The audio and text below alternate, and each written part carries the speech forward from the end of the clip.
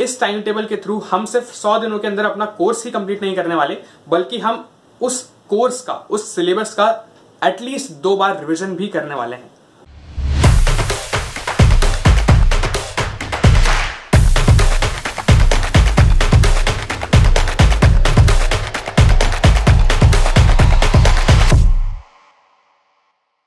नमस्ते दोस्तों।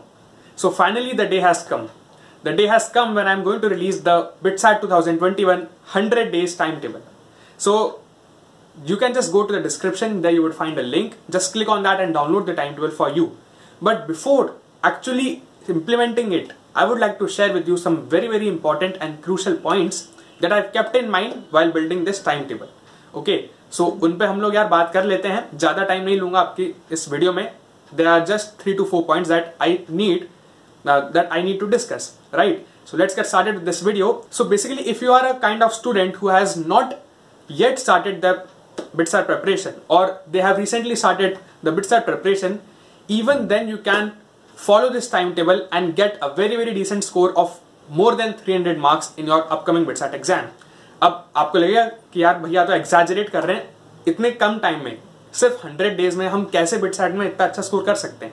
सो यार बिलीव यू मी, इस टाइम टेबल के थ्रू हम सिर्फ 100 दिनों के अंदर अपना कोर्स ही कंप्लीट नहीं करने वाले, बल्कि हम उस कोर्स का, उस सिलेबस का एटलीस्ट 2 बार रिवीजन भी करने वाले हैं।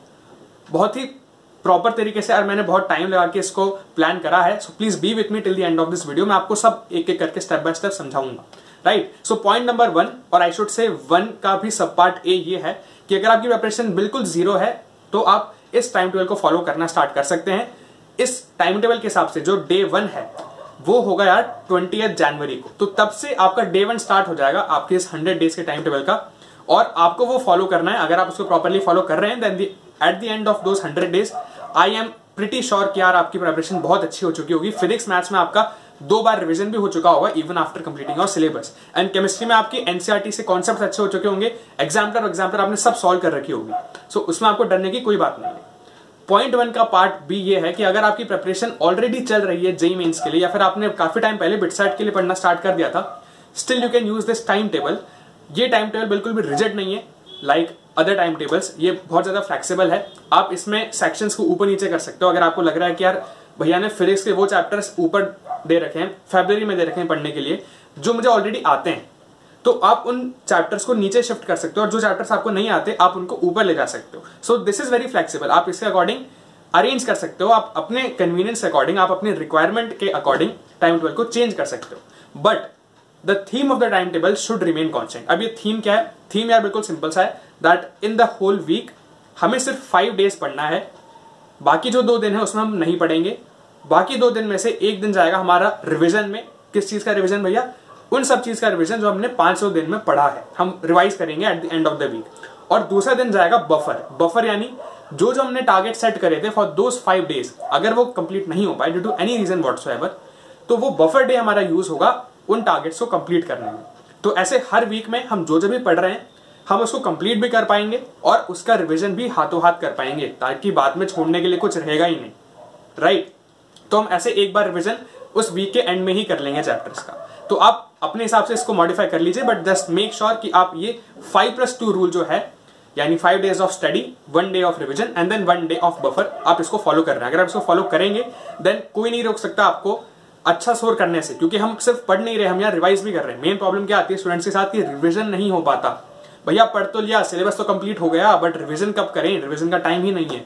तो वो मैंने आपको टाइम बता दिया है। एक बार रिविजन हमारा वीक के एंड में हो रहा है और एक बार रिविजन हम बाद में वापस से करेंगे इसी 100 डेज टाइम के अंदर। चलिए आगे वाला पॉइंट देखते हैं। बेसिकली पॉइंट नंबर 2 ये है दैट अगर आप इस टाइम टेबल को देखोगे तो इसमें जो चैप्टर्स के नाम है that I have written as per the NCERT.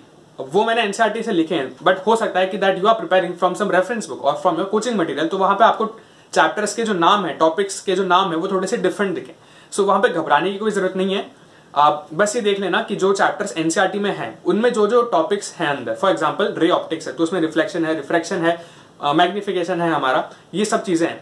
तो आपके कोचिंग में से, कोचिंग मटेरियल में, या फिर आप कोई भी बुक जो फॉलो कर रहे हो उसमें से वो सारे टॉपिक्स कवर हो जाएं ऑन द डेसिग्नेटेड डे। बस आपको ये देखना है। एनसीईआरटी से टॉपिक्स मैंने इसलिए लिखे क्योंकि वो ऑथेंटिक रहते हैं। बाकी हो सकता है कोई बुक में अलग नाम से टॉपिक दे रखे हो, किसी और बुक में अलग नाम से दे रखे हो, तो फिर वहां पे कंफ्यूजन हो जाता, right. So this was point number 2। Point number 3 यार ये है कि हमें कोशिश करनी है कि हम ज्यादातर दिन सिर्फ 2 टॉपिक्स, सिर्फ 2 सब्जेक्ट्स को लेकर चलें, 2 टॉपिक्स नहीं, सिर्फ 2 सब्जेक्ट्स को लेकर चलें।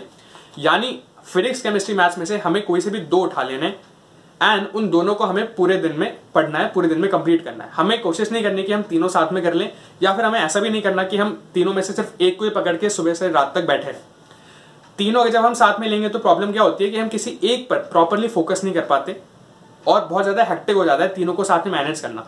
एक हमें समझ में आना स्टार्ट होता है जब तक तो दूसरे का टाइम हो जाता है। तो हमें 3 नहीं लेने, और एक लेंगे तो क्या होता है कि एंड ऑफ द डे आते आते एफिशिएंसी कम हो जाती है। तो हम आखिरी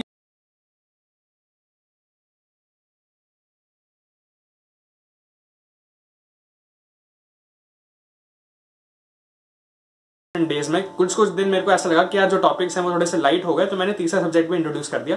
बट मेजॉरिटी डेज में हमें 2 सब्जेक्ट लेने, and we have to try, in fact we have to make sure if possible कि जो हमारा latter half of the day है उसमें मैच करें। क्योंकि जब रात होती है, जब latter half of the day होता है, तो हमारी एफिशिएंसी कम हो जाती है, हमें थकान होने लग जाती है, हमें नींद आने लग जाती है, हम थक जाते हैं, कॉन्सेंट्रेशन लो हो जाती है। तो उस टाइम जब हम मैथ्स करेंगे, यानी हम कुछ लिखने वाली एक्टिविटी करेंगे, तो उस प्रोडक्टिविटी को हम वापस से गेन कर सकते हैं। तो मेक श्योर कि आप ये सारी चीजें फॉलो कर रहे हैं।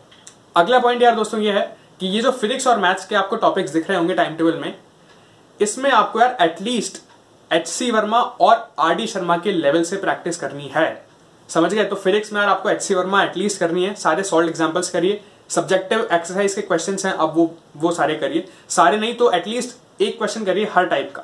दोज आर अ मस्ट, उसके बिना 300 नहीं आ सकते, समझ लीजिए, ठीक है। और मैथ्स में आपको RD शर्मा उठानी है, RD शर्मा जो आपके बोर्ड्स के लेवल की है, सब्जेक्टिव बुक वो आप उठाइए, सॉल्व एग्जांपल्स करिए, एंड ऑफ द चैप्टर में आपको मल्टीपल चॉइस क्वेश्चंस मिलेंगे, वो करिए। ये तो एटलीस्ट है। अगर आप 350 380 का टारगेट भी टच करना चाहते हो, then I would say that HC Verma के बाद आपको DC पांडे करनी चाहिए, और RD शर्मा के बाद आपको संगेज भी करनी चाहिए। DC पांडे में level 1 exercises would be sufficient for BITSAT, and even in the संगेज book अगर आप सिर्फ कॉन्सेप्ट एप्लीकेशन प्रॉब्लम्स कर रहे हैं, so that would be sufficient from a BITSAT point of view. So I think these were the steps, these were the points, important things that I wanted to discuss with you। बस यही है यार, बाकी आप time table को follow करना start करिए। Plan यार सबके पास है, देखो जितने भी लोग इस वीडियो को देखने वाले हैं, 1000 लोग 2000 लोग, सबके पास प्लान तो है, बट क्या उतने बच्चों का सिलेक्शन होने वाला है? नहीं होगा। Why? Because of the simple reason कि यार सबने इंप्लीमेंट ही नहीं करा। हम शुरू के 4 दिन 5 दिन 6 दिन तो करते हैं, बट फिर बाद में सोचते हैं कि यार छोड़ो यार, कौन करेगा 100 दिन तक इंप्लीमेंट। 100 दिन बहुत लंबा टाइम है, बट ये 100 दिन यार आपके बिटसैट में अच्छा स्कोर करवाने के लिए काफी हैं। आप टाइम टेबल में जब नीचे स्क्रॉल करते हुए आओगे, सो आफ्टर 1 मार्च हमारे फिजिक्स और मैथ्स से टॉपिक्स मैंने वापस से रिपीट करने स्टार्ट कर दिए हैं।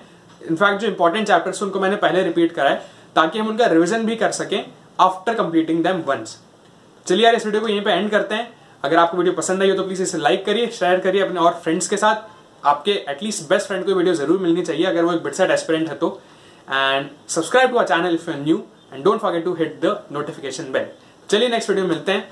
पढ़ते रहिए यार, अच्छे से प्रिपरेशन करिए, स्टे हैप्पी, स्टे फोकस्ड। जय हिंद, वंदे मातरम।